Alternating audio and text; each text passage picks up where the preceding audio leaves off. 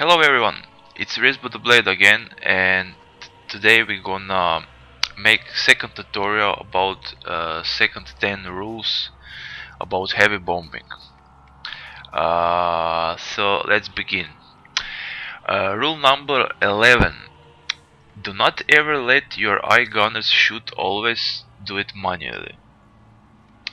So that means that basically eye gunners in the game are not so bad, but they only can crit something or shoot actually down on very close range.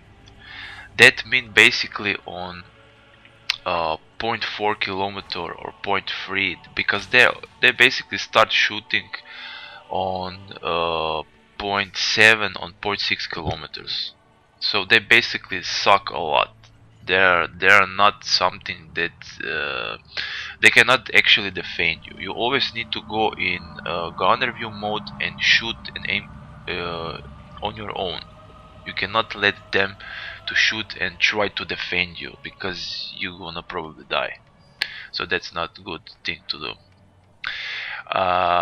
Rule number 12. Your autopilot for gunner view mode needs to be off. That's very important, or you're gonna break wings when you pull up strong or you turn to some side sharp. This is basically one big mistake that at least half of guys who playing heavy bombers have that on. This autopilot is basically the worst thing that you can have in your plane. Not just because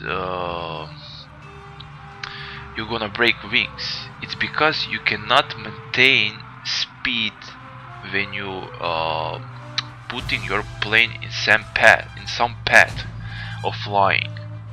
So every time you're gonna go in gunner view, he gonna level himself up, and then you're gonna go back on the slower speed than you are before that.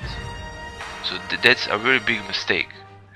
So that autopilot mode, it needs to be always off, because you cannot like have some acceleration in speed, like for example you wanna dive slowly, like maybe a few degrees only, to gain slowly speed. When you go in gunner view mode, you're again leveling up and you're losing that speed again. So that's the very big mistake to have. So the rule number 13. In crew training, always first upgrade weapon maintenance. That's accuracy of bombs and their spread around.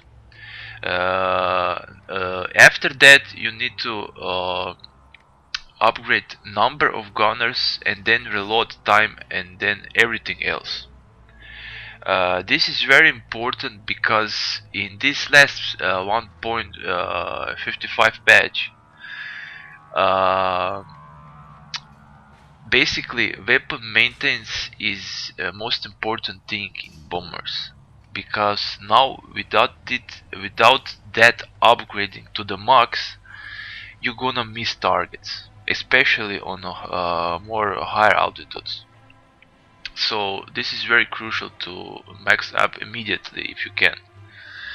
After that you need to max up your number of gunners, because if you try to leveling up everything else except gunners, number of gunners, it's like you leveling nothing. It's not working, because you don't have enough gunners who can actually which is actually adequate number of gunners in the plane. So you have that, like in the past you have like that minuses, red minuses in the crew, and you can see that. I don't know if you can see that now, but in the past you can see that minuses. So it's like you're not upgrading anything. So the crucial thing is first to upgrade the number of gunners, and the third thing is to upgrade the reload time of your guns in the air. That means also reload time on the ground, but basically the most important is reload in the air, so you can reload your gunners in realistic battles faster. And then you can upgrade everything else in crew. So these three things are most important things. Rule number 14: any target which is moving, like ship or vehicle, need to be bombed and destroyed from height. For these targets, majority of heavy bombers are basically just diving always, because they're moving. Guys, you need to learn how to bomb from heights on moving targets. The hardest targets that you can bomb is tanks who can basically change direction all the time. So these tasks for bombing are tasks for like some dive bombers of or smaller bombers or medium bombers. It's not task for high altitude bomber. Only moving targets that you can bomb from high altitude is ships like destroyers, or what's most important is carriers. So you need to learn to do that. I'm gonna show that in tutorials that I'm gonna make in the future, because this is very important thing to do, because not only because you're gonna fly on high altitudes, it's because of the flag. It can shoot you down very easily. Like I said before, it's you cannot fly under 3.5 or 4,000 meters to bomb something anymore. So rule number 15: when you're bombing bases or airfields, always reduce your throttle to 0%, and with doing that you're gonna almost stop in the air. With doing this, you can drop all bombs in smallest diameter of space on the ground. Important when bombing something from side, not if you're in the line with target. So that means that when you need to bomb something and you don't have time to align with the airfield or some group of maybe some carpet bombing of something, it doesn't matter what, you just need to go from the side, which is the more hardest thing to hit, because it's very it's not wide, it's very short distance of where the units are or where the airfield is. So you need to reduce throttle to 0%, and basically with doing that it's like you have brakes on the plane, because it's not pulling anymore. So it's gonna plane is gonna still flying, but it's gonna be very slow movement on the bombing view. So with that, you can, with fast pressing the spacebar, you can throw 10 bombs easily on the airfield on high altitudes. It's very easy. Rule number 16: when you bomb through clouds or high altitudes, always start to release bombs 1.5 length of whole red marker circle in front of real marker on the ground. This is important when you bomb bases, because when you see markers, when you don't have clouds, markers are always like on the farthest end of the base. So if you don't see base at all and you are above the clouds, always start throwing 1.5 length of the real red circle marker on the ground, which you see it with your eyes. So this is that distance when you need to start dropping bombs, especially if you don't have upgraded plane and you have only 500 pound bombs. You don't have even 1000 pounds, so you need to throw 8 of them. This is very important for this type of bombing. So you're gonna actually easily drop all of them on the target and it's gonna be destroyed, because it's no turning back and killing it one more time, because basically in a lot of situations you have already enemy fighter on you. So everything needs to be done in one run from the first take.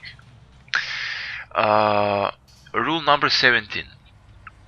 If you have really big bomb load, like for example in bit 1 and 9, with 2500 pound bombs or 4500 pound, only in that case try to align with airfield runway to throw all bombs in the middle of it, and you get as much hits as possible. So this rule is connected with the rule when you need to align, when you don't need to align, and you can reduce your throttle to 0 so you can bomb the target from the side. But this bomb load is very big, and if you don't throw it directly on a runway, like on the runway concrete, it's not gonna make damage.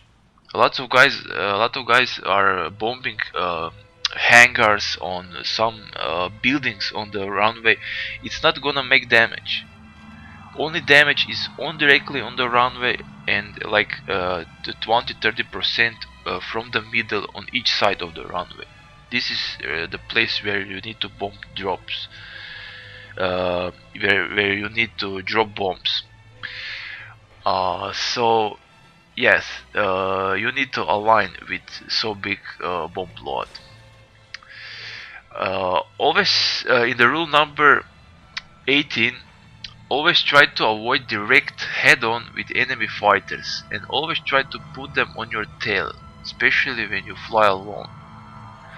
So this is basically all you guys knowing that head-on with some fighter who has big cannons is not a good idea. That's that's some basic things that especially with some heavy bombers that don't have at least 50 calls in the front, like B-17E or EL. They don't have that anymore. They were having in the past, but not anymore. So not too good to get to the head-on. Even with 50 calls, it's luck if you can hit something and not to be destroyed. So try to not do that. Rule number 19. Gunners need to be always set up on highest range, and this is 800 meters. So if you fly with bomber, always put range of the gunners shooting on the highest possible, because like I said before in preview rules, you need to start shooting on 1.6 kilometer. So this is basically half, and you're gonna be most successful if you have it on this range. So that's why this is also important. Rule number 20. If you're high in thick clouds and enemy marker appear and disappear on like maybe 3 to 5 kilometers from you, and you notice that he is following you, so he's knowing that you're in the clouds, reduce throttle to 0% and go on 3 to 7 degrees diving to keep speed. And if in that moment you don't see enemy anymore, after a few seconds just turn in some direction on 0% throttle and keep it as long as possible on 0% throttle. He gonna lose you in the clouds. This thing is working. I don't know how many people know this, but this thing is actually working, and a lot of times this saved my life in the bomber. And I actually shot down the fighter because when he was approaching, he was knowing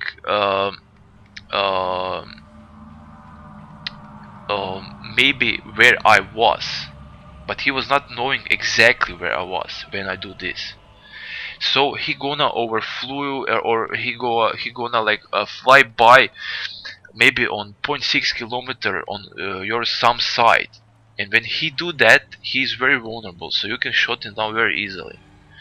So this is very important to keep in mind, and this is very good thing when you're in like very thick clouds. So when the clouds are from maybe 2000 meters to 5000 meters, so you have very big range of flying, and you can fly on 0% if you're like on 4500 meters high. So that's why this is also important rule.